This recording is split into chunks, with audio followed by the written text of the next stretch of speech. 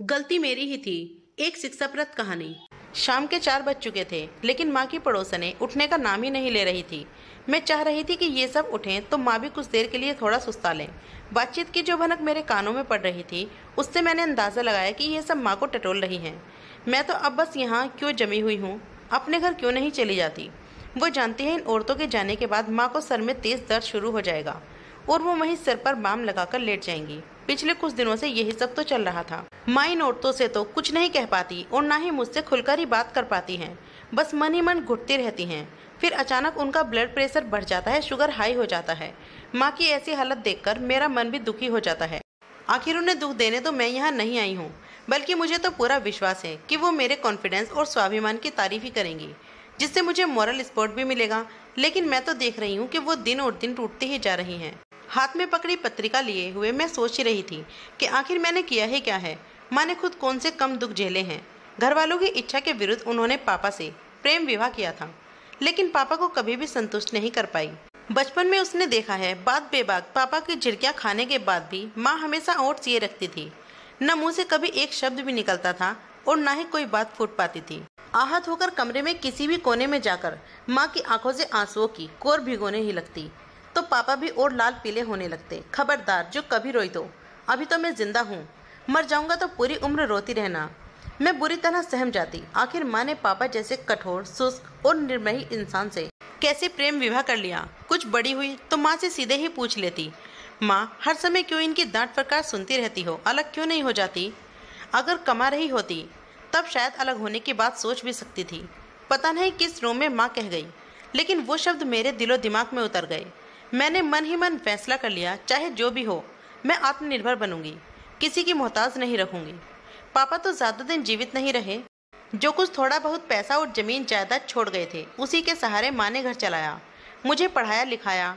पढ़ाई पूरी करने के बाद मैंने नौकरी की तलाश शुरू कर दी। एक प्राइवेट फर्म में नौकरी मिली तो मन खुशी से झूम उठा। नौकरी के दौरान ही मेरी मुलाकात आकाश से हुई, जो धीरे धीरे दोस्ती में बदल गई और फिर शादी। आकाश से शादी करने में मैंने जल्दबाजी नहीं की थी। पूरे 5 वर्ष लगाए थे उसे समझने में। फिर उसे समझने में मैं क्यों ऐसे चूक गई, ये बात मुझे आज तक समझ में नहीं आई। मुझे तो आकाश समझदार और सुलझे हुए व्यक्तित्व के ही लगे थे। सोच रही थी आकाश भी मुझे अच्छी तरह से समझ रहे हैं कि मैं कितनी स्वाभिमानी हूँ और शादी के बाद भी आत्मनिर्भर ही रहना पसंद करूंगी। तब तक वो सही बात कहता था कि मेरे इन्हीं गुणों में तो वो प्रभावित हुआ था। कुछ दिनों तक सब कुछ सहज गति से चल रहा था। माँ, रिश्तेदार सभी इस रिश्ते से खुश भी थे। फिर क्या, क्यों, कैसे हो गया। शादी के कुछ दिन बीतने के बाद ही लगने लगा कि आकाश अब बदलने लगा है। थोड़ी गहराई से सोचा तो माँ की तरह सर में दर्द होने लगा। चाय पीने की तलब होने लगी। तब तक कंचन चाय बनाकर ले आई थी। शायद मेहमानों के चाय का टाइम भी हो गया था। मेहमानों का ध्यान आते ही मन कसेला सा हो उठा था। सोचने लगी, लोग दूसरों की जिंदगी के बारे में इतना क्यों सोचते हैं, क्यों नहीं उन्हें अपने तरीके से जीने देते। मैंने तो आकाश से भी स्पष्ट शब्दों में कह दिया था कि मैं तो अपनी कुछ इच्छाओं को किसी के साथ बांट नहीं सकती, आकाश के साथ भी नहीं। लेकिन ये औरतें, आकाश को जब पहली बार प्रमोशन मिला तब उसने मेरी नौकरी पर आपत्ति जताई। तभी से हम दोनों के बीच अनबन शुरू हो गई थी। मैंने अपना पक्ष रखा, ठीक है तुम्हारी तनख्वाह घर की जरूरतों को पूरा करने के लिए काफी है, लेकिन मैं भी पढ़ी लिखी हूँ, घरेलू महिला बनकर जीवन नहीं जी सकती। कौन कह रहा है तुम्हें घरेलू महिला बनकर जीने को। अपना लिखना पढ़ना तो हर घर में भी जारी रख सकती हो। अगर ताउम्र हम दोनों भागदौड़ करते रहे तो जिंदगी का मजा आता रहेगा। लेकिन दिली तमन्ना के साथ हमारा खुशनुमा घर हो, बच्चों की किलकारियों से घर की दरो दीवार गूंजे। बच्चे, मैं बुरी तरह से चिढ़ गई।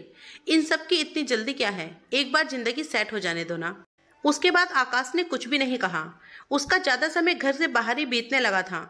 मुझसे बात करता तो मतलब की ही बात करता और फिर चुप हो जाता। मुझे ऐसा लगने लगा था जैसे आकाश मुझसे कटने लगा है। रोज रोज के लड़ाई झगड़ों का कोई हल निकलता हुआ दिखाई नहीं दे रहा था। हर दिन बहस होती। उस दिन मेरा बर्थडे था। घर का माहौल खुशनुमा बनाने के लिए या शायद मुझे खुश करने के लिए आकाश एक भारी सा सूट ले आया। मैं देखते ही चिढ़ गई। इतना भड़कीला और चटकीला सूट, तुम जानते तो हो ना, ऐसे गहरे रंग मुझे पसंद नहीं है। तो क्या हुआ, कभी मेरी पसंद के कपड़े भी पहन लो, कभी मेरी मर्जी से भी सज धज लिया करो। आकाश, मुझे किसी के दबाव में रहना पसंद नहीं है। ये क्यों नहीं कहती कि तुम्हें मेरी इच्छा अनिच्छा की कोई परवाह नहीं है। जब भी मैं कुछ कहता हूँ तुम्हारा ईगो सर चढ़कर बोलने लगता है। ऐसी ही झड़पें रोजमर्रा की जिंदगी का हिस्सा बनती जा रही थी। मैं कहाँ तक झुकती समझ नहीं पा रही थी। उन्हीं दिनों मुझे किसी ने बताया कि आकाश का अपनी स्टेनो वृंदा से अफेयर चल रहा है। टूर पर भी वो उसे अपने साथ ही ले जाता है। तभी इतने टूर बढ़ गए थे, शक का कीड़ा मेरे अंदर कुलबुलाने लगा था। उसके हाव भाव बोल चाल में बदनियती की बू आने लगी थी। आकाश के घर पहुंचते ही मैं उस पर बरस पड़ी। अगर इतनी ही अच्छी लगती है तुम्हें स्टेनो, तो शादी क्यों नहीं कर लेते उससे? टूर पर जाने का बहाना क्यों करते रहते हो? करूंगा, जरूर करूंगा। जब तुम्हें मेरी कोई चिंता नहीं तो मैं भी कुछ सोचूंगा ही। फिर सोचने से ही क्या होता है मिस्टर आकाश, स्वीकार करने का हौसला भी रखना पड़ता है। तभी आकाश का ट्रांसफर कोलकाता में हो जाता है। पता चला वृंदा भी उसके साथ जा रही है। आखिर वहां भी तो मुझे अपना घर व्यवस्थित करना है। आकाश के शब्द उस दिन तीर की तरह चुभ गए थे मुझे।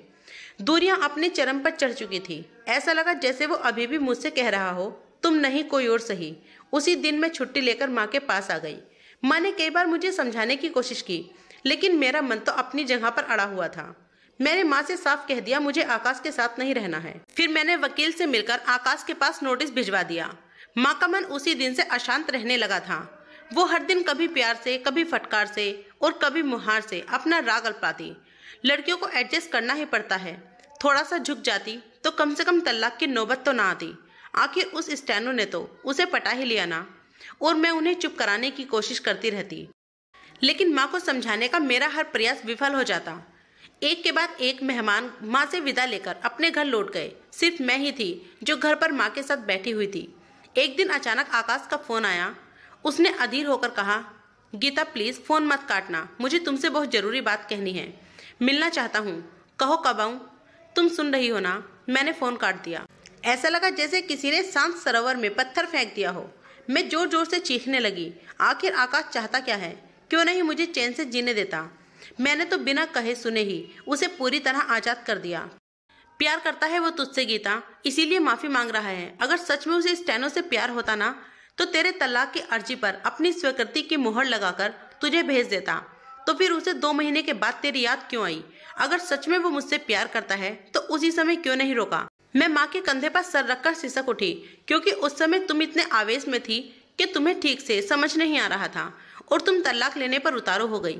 लेकिन इतना जरूर कहूंगा कि एक बार अपने फैसले पर फिर से विचार जरूर कर लो। अपने मन को टटोल कर देखो। क्या मेरा फोन सुनकर तुम विचलित नहीं हुई? क्या अभी तुम्हारे मन में मेरे लिए प्यार नहीं है? जानी पहचानी आवाज सुनकर मैंने मुड़कर देखा। आकाश खड़ा था। न जाने कब से दरवाजे पर खड़ा हम दोनों माँ बेटी के बीच चल रहे वार्तालाप को सुन रहा था। शादी ब्याह कोई गुड्डे गुड़िया का खेल नहीं है कि जब मन चाहा बना लिया, जब मन चाहा तोड़ दिया। ये तो दोनों की समझदारी पर चलता है बेटी, और बड़ी शिद्दत से निभाना एक दूसरे का फर्ज बनता है। यदि एक उग्र स्वभाव का हो तो दूसरे को सहनजू बनना पड़ता है, तभी वैवाहिक जीवन की बगिया हरी भरी रह सकती है। माँ का उपदेश सुनकर मेरा मन भी अब थोड़ा शांत होने लगा था। ऐसा लगा जैसे आकाश के प्रति प्रेम की एक चिंगारी अभी भी मेरे मन में शेष है। अलग रहने के रास्ते तो हर कदम पर खुले मिल जाएंगे, पर समझौते की मंजिल कम ही मिलती है। और फिर मैं इधर उधर अपना बिखरा हुआ सामान बैग में रखने लगी। आकाश कब से टैक्सी का दरवाजा खोलकर बाहर मेरा इंतजार कर रहा था। दोस्तों, कहानी कैसी लगी कमेंट करके जरूर बताइएगा। कहानी पसंद आए तो वीडियो को लाइक, शेयर, कमेंट और चैनल को सब्सक्राइब करना। वीडियो पूरा देखने के लिए बहुत बहुत शुक्रिया।